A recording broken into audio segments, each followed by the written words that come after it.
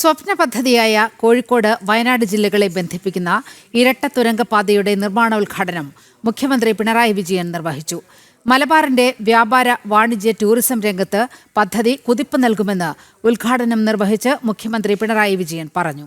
ചുരമില്ലാ പാതയെന്ന വയനാട്ടുകാരുടെ പതിറ്റാണ്ടുകളായുള്ള സ്വപ്നമാണ് ആനക്കാംപൊയിൽ കള്ളാടി മേപ്പാടി തുരങ്കപാതയുടെ നിർമ്മാണം പൂർത്തിയാകുന്നതോടെ സഫലമാകുക.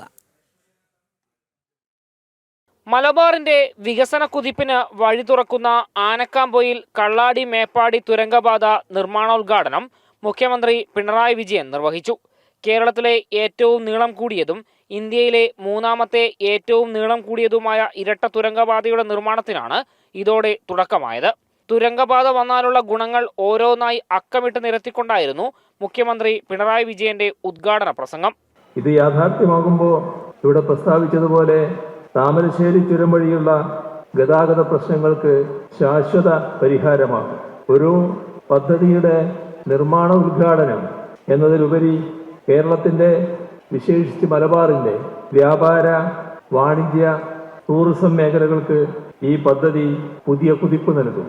കാലങ്ങളായി ഒരുപാട് മനുഷ്യർ ആഗ്രഹിച്ച പദ്ധതിയാണ് നടപ്പിലാകാൻ പോകുന്നത് എന്ന് ചടങ്ങിൽ അധ്യക്ഷത വഹിച്ച മന്ത്രി മുഹമ്മദ് റിയാസ് പറഞ്ഞു. വയനാടിനെയും കോഴിക്കോടിനെയും അടുപ്പിക്കാൻ ഒരു ബദൽ സംവിധാനം വന്നാൽ ടൂറിസം കാർഷിക മേഖലയ്ക്ക് ഇന്ന് വരെ കാണാത്ത ഒരു കുതിപ്പിന് കാരണമായി മാറും. നാടാകെ സ്വപ്നം കണ്ട പദ്ധതി, അതിന്റെ പ്രതിസന്ധികളിലേക്കൊന്നും ഞാൻ കടക്കുന്നില്ല, അതിനെക്കുറിച്ചൊക്കെ ഇവിടെ പറഞ്ഞു. ആ പദ്ധതിയാണ് ഇപ്പോൾ ഇവിടെ യാഥാർത്ഥ്യമാകാൻ പോകുന്നത്.